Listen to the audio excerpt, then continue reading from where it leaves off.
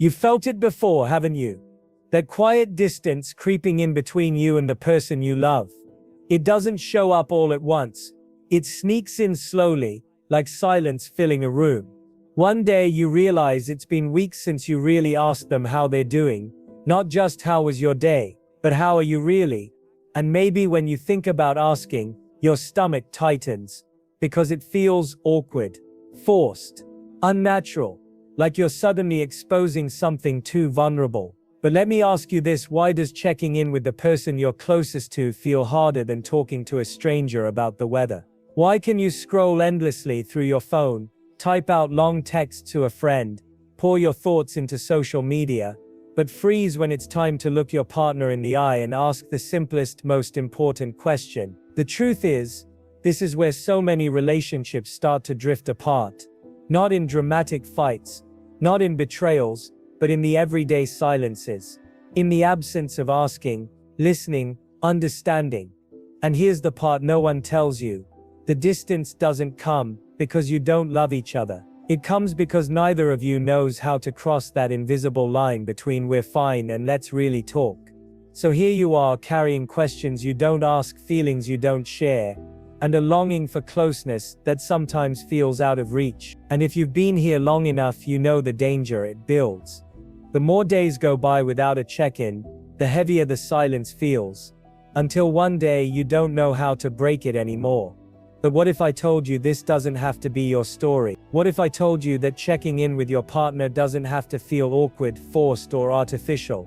What if it could become the most natural, grounding, and even beautiful part of your relationship? Imagine this, sitting down together asking one simple question, and feeling the air in the room shift.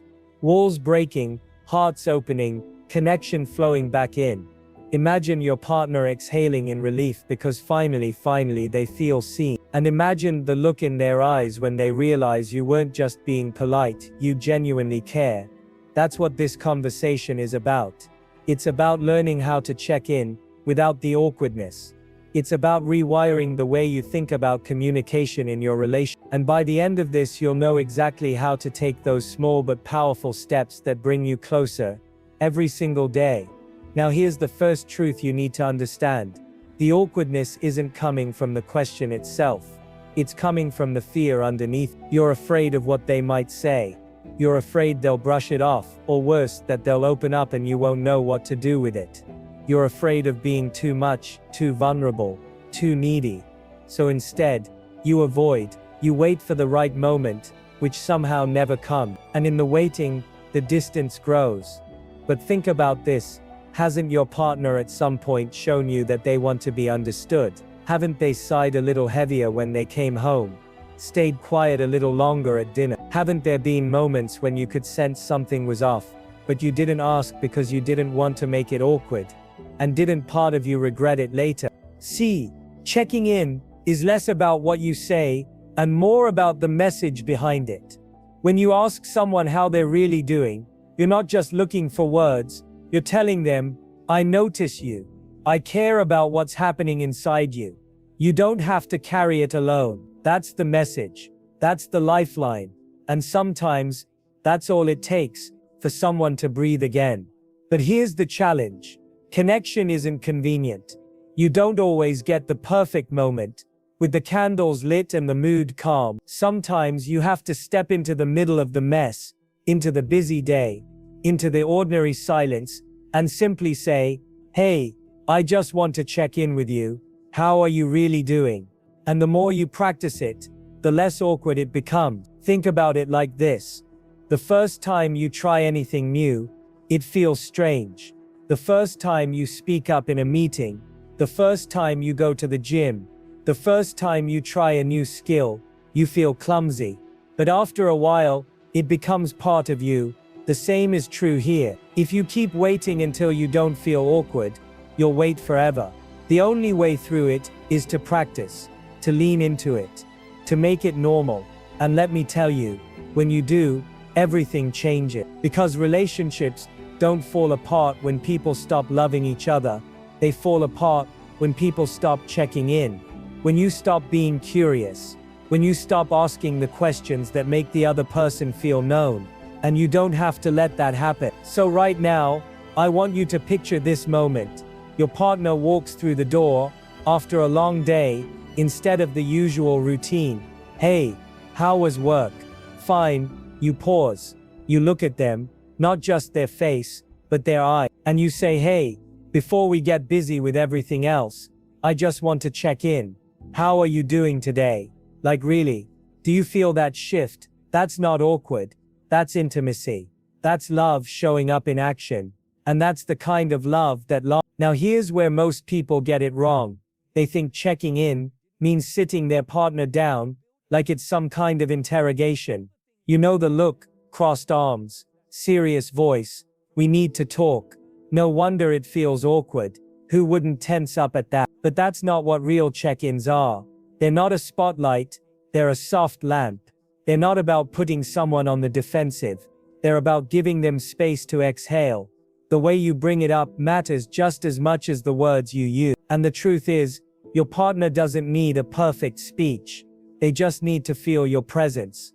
Think about the last time someone really listened to you, not waiting for their turn to respond, not cutting you off, not rushing you. They just let you speak, with their whole attention on you. Do you remember how grounding that felt? How safe? That's what you're offering your partner when you check in. And if you can give them that gift consistently, you will see your relationship transform. But let's be real, it's not always easy. Maybe you've tried before, and it ended in silence, or in a shrug, or in them saying I'm fine, when you could tell they weren't. And in that moment, you felt helpless. You wondered if it was even worth trying again. But here's the thing, sometimes, the first I'm fine is just a test. They want to know if you really want to hear, or if you'll give up the second it gets uncomfortable. This is where you lean in. You don't push, you don't pry, but you stay gentle and consistent. Something as simple as, I hear you, I'm here if you want to share more. That's it. You leave the door open, and when you do that, you show them something powerful. You show them that their inner world matters to you, even if they don't open it right away. That consistency builds trust. And trust is the soil where deeper conversations grow. Let's talk about the mindset you need before you even open your mouth. Because if you come into a check-in thinking, okay, I'll ask, but I better get a deep answer, you've already lost. This isn't about extracting information. It's about creating a rhythm of openness. Some days, your partner might pour out their heart. Other days, they might give you a sentence or two. Both are okay.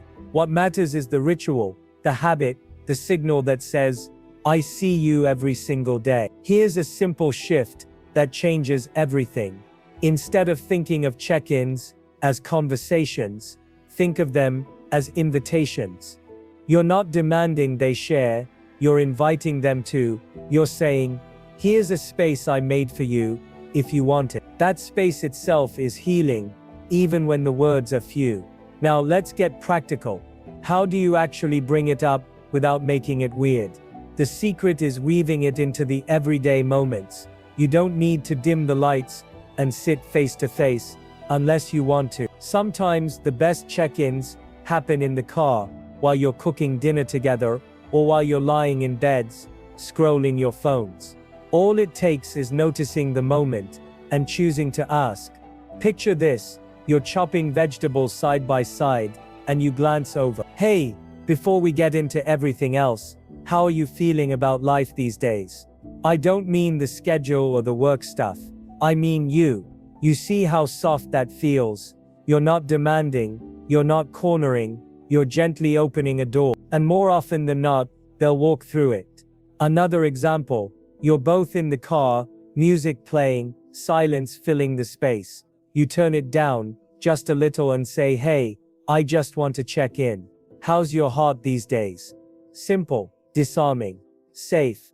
And if your partner hesitates, that's okay. Don't panic, don't push. Just stay open. Sometimes the timing isn't right, but the question lingers.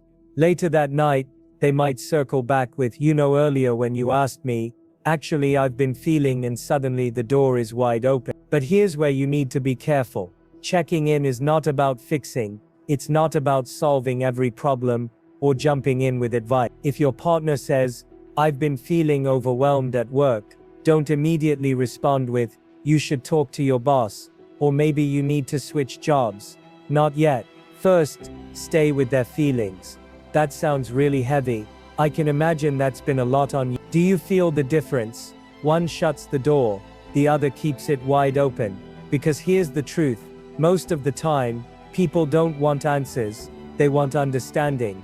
They want to know they're not carrying it alone.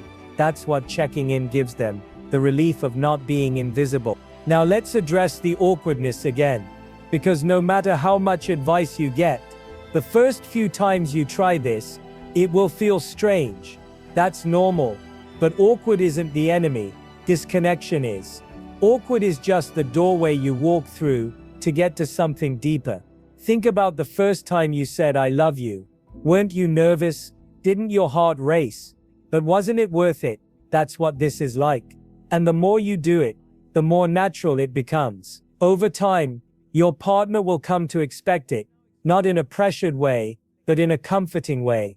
They'll know that even if the world is chaotic, even if life is overwhelming, there's one person who will always pause, always notice, always care. That becomes the anchor of your relationship. So, I want you to imagine this future. Weeks from now, months from now, you and your partner have built this habit. It doesn't feel forced anymore. It feels like second nature. You ask, they share. Sometimes a little, sometimes a lot. And in those moments, you both remember why you chose each other. You feel closer, safer, stronger. And when storms come, and they will, you don't face them in silence. You face them together. That's the power of checking in. It's not about perfect words or flawless timing. It's about showing up consistently with an open heart. It's about saying without saying, "I care about your inner world as much as I care about everything else we share." And that, more than anything else, keeps love alive. Here's the truth most people never say out loud. Sometimes the hardest part of checking in with your partner isn't asking the question, it's handling what comes after. Because when you invite someone to open up, you can't control what they'll bring to the table. And that can feel terrifying. Maybe they'll tell you something you didn't expect. Maybe they'll share a frustration with you. Maybe they'll open up about a fear or a dream that challenges your own comfort zone. And in those moments, it's easy to shut down, to get defensive, or to change the subject, because it feels too heavy. But hear me when I say this. If you only want to hear the easy answers, you don't really want connection. Real intimacy isn't built on "I'm fine" and surface level updates. It's built on the courage to hold space for the messy, complicated truth. That's what checking in really asks of you. Not just the willingness to ask, but the strength to stay when the answer isn't simple. Think about it. If your partner says, "I feel distant from you lately," your first instinct might be to panic, or to argue back. "What do you mean? I've been trying my best." But pause, breathe. Don't make it about defending yourself. Make it about understanding them. That's the shift that changes everything. You can say, "I didn't realize you felt that way. Can you tell me more?" Suddenly, instead of a fight, you've created a bridge. And yes, it's vulnerable. It's raw. But isn't that what you wanted in the first place? To feel closer, to really know each other. You can't have that without stepping into discomfort. Discomfort is the price of intimacy. Here's another truth. Sometimes your partner won't know how to answer at all. You'll ask, "How are you really doing?" And they'll shrug, "I don't know." And in that moment, you might feel like you failed. But you didn't. Because even giving them the space to say, "I don't know," is a check-in. It's a reminder that someone cares enough to ask. And trust me, later, when they do find the words, they'll remember who made room for them. Now let's talk about rhythm. Because checking in isn't a one-time thing. It's not a box you tick. It's something you build into the very fabric of your relationship. Think of it like watering a plant. You don't drench it once and expect it to stay alive forever.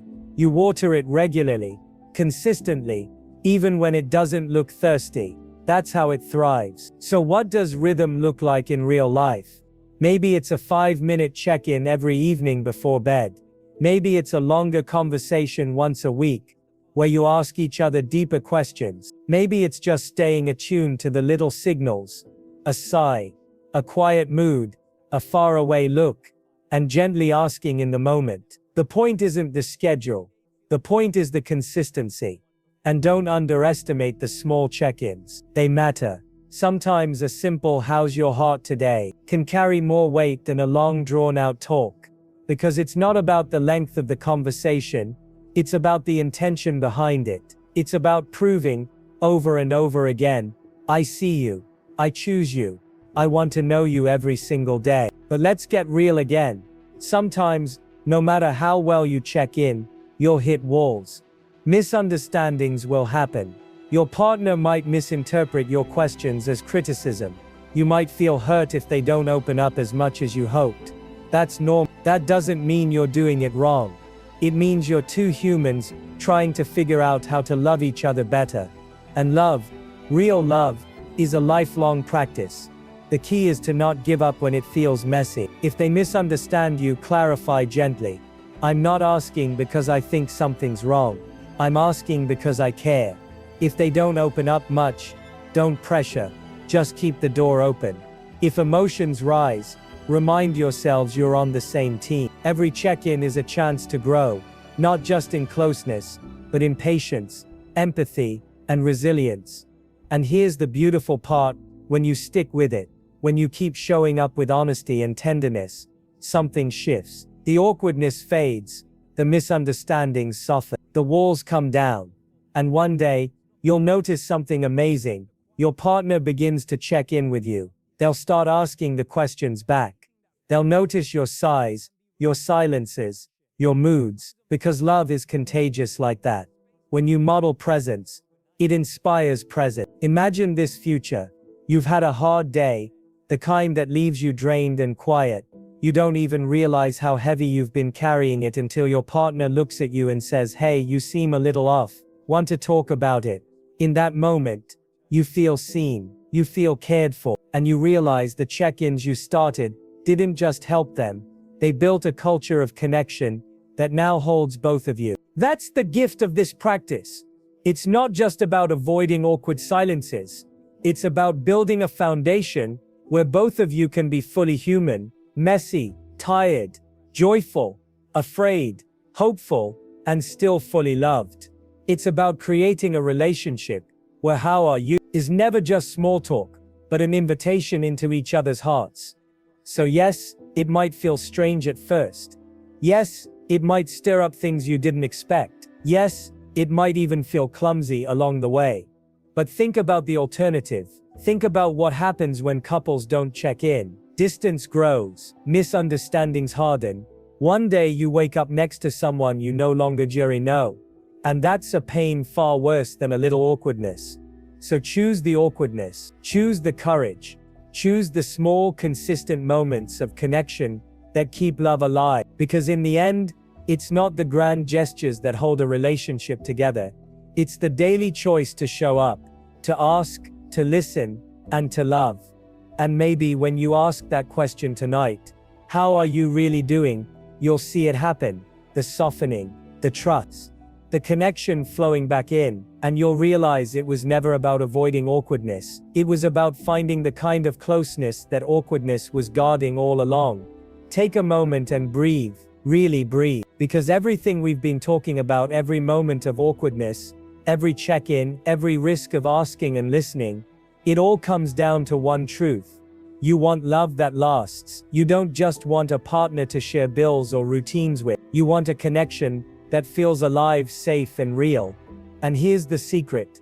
Love doesn't last because two people never fight, or because they always agree. Love lasts because two people choose over and over again to turn toward each other instead of away. Checking in is one of the most practical, powerful ways of making that choice. Think about it. Every day life pulls you in 1,000 directions. Work, deadlines, stress, screens, responsibilities. And in the middle of all that noise, it's so easy to forget the one person standing beside you. Not forget them in the sense of not knowing they're there, You see them every day, but forget them in the deeper sense. Forget their inner world, their quiet struggles, their hidden dreams. Checking in cuts through the noise. It says, I haven't forgotten you. You still matter to me more than all the chaos out there. I want to know how you're doing on the inside, not just what's happening on the outside. And when you do that, you remind both of you why you chose each other in the first place. Now let's get really on. Relationships aren't fragile because people stop loving each other. They're fragile because people stop paying attention. They stop noticing the sighs, the pauses, the unsaid words. They get comfortable with "we're fine" and forget that fine isn't the same as connect. That's how couples drift slowly, silently, until the gap feels too wide to close. But you're here listening to this because you don't want that to be your story. You want something stronger. You want something real. And the truth is, you already have what it takes. Checking in doesn't require money or grand gestures or endless hours. It only requires presence. A willingness to look someone you love in the eye and say, I'm here, tell me where you are. That's it. That's the work. That's the beauty. And yes, there will be days when it feels clumsy. There will be days when your partner doesn't open up. There will be days when you're tired, distracted, or even annoyed, and you won't feel like asking. But those are the days when it matters most. Because checking in isn't just about hearing good news. It's about staying close, even when life feels ordinary or hard. Think of it like this. Love isn't measured in the grand I love yous shouted from rooftops. It's measured in the quiet, consistent I see yous whispered in daily life. That's what a check-in really is. Another way of saying, I see you. I haven't forgotten you. You're still the most important person in my world.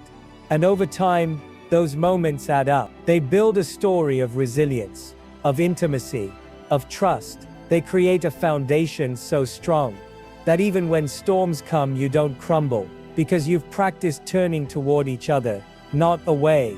You've built a rhythm of presence that carries you through. So tonight, when you're sitting with your partner, whether it's over dinner, in the car, or lying in bed, try it. Just one simple question. How are you really doing? Don't script it. Don't overthink it. Just ask.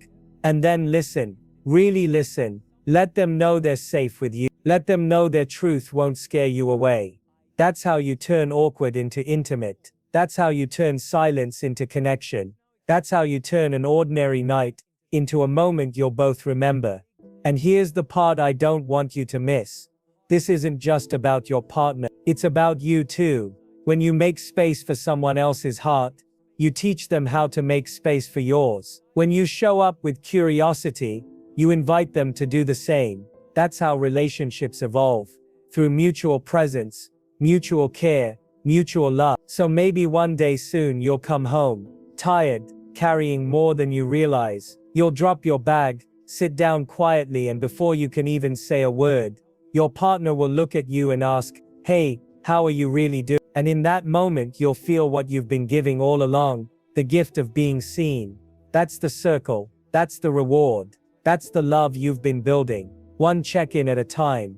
So don't wait for the perfect moment. Don't wait until the awkwardness disappears. Don't wait until things are falling apart. Start now. Start small. Start tonight. Because every time you check in, you're not just asking a question.